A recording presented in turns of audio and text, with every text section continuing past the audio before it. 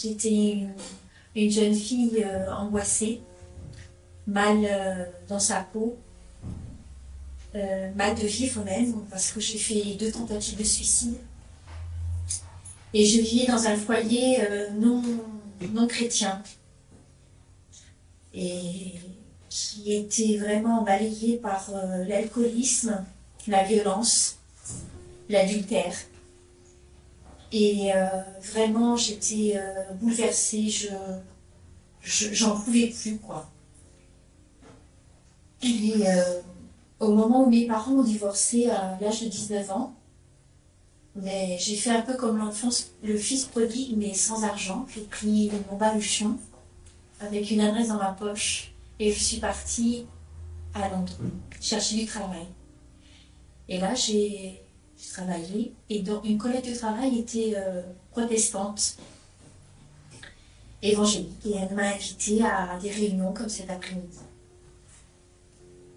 Et ça m'a bouleversée d'entendre ces chants.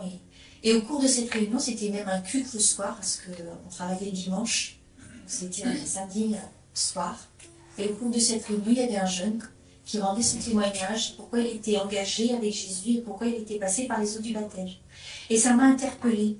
Je dis, c'est ça, cette soif de vérité, cette soif de repos, cette soif de sincérité, cette soif de savoir où on va. C'est ça que je veux. C'est pas une religion, c'est vraiment une vie avec Dieu.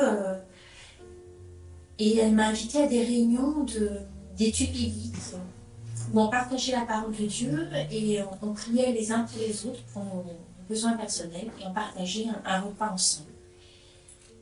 Et j'entendais tous ces jeunes, ces moins jeunes, de toute classe sociale qui parlaient d'eux, qui s'adressaient avec un Dieu, non pas un Dieu lointain comme on m'avait enseigné dans la religion, non pas un Dieu qui ne se soucie pas des hommes, mais un Dieu proche, un Dieu vivant. Et au cours de cette réunion, il y a un jeune qui m'a tapé sur l'épaule, il fait, mais vraiment, t'as rencontré Jésus comme ton sauveur, et il faut que tu le fasses. Ça m'a vraiment... il m'a un peu secoué les puces, quoi. Et ben, je me suis posé la question, j'ai dit, mais qu'est-ce qui t'en empêche? Je suis revenue en France. Maman avait déménagé dans la région niortaise et elle aussi faisait ce parcours à rechercher le Seigneur. Et on a pu venir à des réunions aussi comme ça évangéliques. Mais il y avait vraiment un voile d'incompréhension. Je voulais m'approcher de Dieu, mais il y a des choses que je ne comprenais pas. Parce que dans ma famille, depuis des générations et des générations, des deux côtés, paternelle et maternelle, c'était l'occultisme, les sorciers.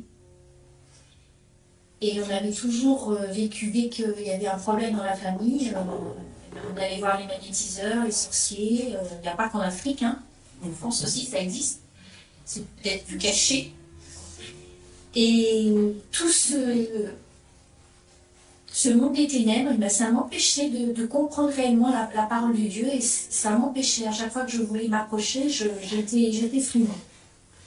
Et j'arrivais pas, pourquoi j'avais envie. Mais c'est comme s'il y avait un mur invisible qui était là et je ne pouvais pas comprendre et saisir tout ce que la parole de Dieu me disait à travers les prédications pour moi. Et un jour, le pasteur m'a expliqué, il m'a dit, c'était par une petite image toute simple, il m'a dit toutes ces choses, ça représente comme un gros chat et toi, tu es la petite souris. Tu as l'impression que tu es libre. Mais le chat, il guette toujours. Il joue un peu avec la souris. Et au moment où tu t'y attends pas, le chat, il saute sur la souris, il la mange tout court. Et par ces simples images, j'ai compris tout ce que c'était l'oppression et toutes ces choses occultes.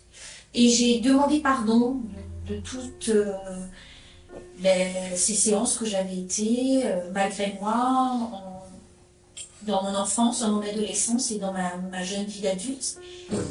Et un soir, le Seigneur me disait, mais va dans ta chambre. Et puis je disais non, je sentais que c'était la voix de Dieu. Et je voulais pas, je voulais regarder le film. Il disait non, si, vas-y. Alors j'ai attendu quand même la fin du film. je suis allée. Et une sœur, une amie de l'église, m'avait donné des anciens revues chrétiennes. Et j'en ai pris au hasard. Mais avec le hasard, le Seigneur, il n'y a pas de hasard. Et si vous êtes là aujourd'hui, il n'y a pas de hasard non plus. C'est que Dieu vous cherche, Dieu me cherchait. Et c'était sur le Saint-Esprit, le baptême du Saint-Esprit. Et là, j'ai lu tout l'article. C'est une longue étude biblique. Et au moment où j'ai fermé, je voulais éteindre la lumière, le Seigneur m'a visité, il m'a baptisé de l'Esprit dans ma chambre, toute seule. Et là, il y a eu vraiment une bénédiction, vraiment un réconfort. Je savais que le Seigneur existait, mais là, il était vraiment venu faire sa demeure en moi. Je l'avais accepté. Et j'ai vraiment confessé mes péchés, j'ai vraiment compris la croix, pourquoi Jésus-Christ était venu sur la terre pour moi. On dit oui, Jésus est le sauveur du monde. Mais il y a une grande différence quand on dit Jésus est mon sauveur, Jésus est mon Seigneur, Jésus est mon maître. Qu'on se l'approprie, comme on l'a chanté cet après-midi. Et il fait vraiment partie de ma vie. Moi qui étais vraiment dans le désespoir, dans vraiment le dégoût de tout, de cette vie sur la terre, le Seigneur m'a donné ce sourire que j'ai aujourd'hui, parce que c'est grâce à lui. Cette joie que j'ai de le servir, cette joie que j'ai de vivre, de faire partager autour de moi cette joie du salut, de l'appartenir, de lui faire confiance pour chaque jour de notre vie. Et il a vraiment des plans merveilleux pour moi, et je peux m'appuyer, ça a changé vraiment ma vie. Avant, j'avais horreur du dimanche. Tourner en rond dans ma maison, je n'aimais pas ce jour. C'était la veille du lundi, on allait reprendre le travail, le collège, l'école. Et aujourd'hui, c'est le plus beau jour de la semaine pour moi, parce que je rencontre, le Seigneur m'a fait rencontrer des frères et sœurs de tout horizon, une grande famille.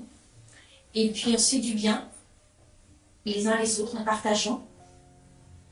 Et puis ce jour-là aussi, c'est ce jour que le Seigneur a dit dans sa parole qu'il faut vraiment l'honorer, le célébrer, vraiment passer du temps autour de sa parole, à le partager. Et c'est ça, oui. Jésus a vraiment transformé ma vie et c'est la source de toute ma vie. Et je veux continuer à boire à cette source, à m'abreuver, parce qu'il étanche vraiment ma soif tous les jours. Et je vous engage vraiment à venir vous abreuver auprès de cette source.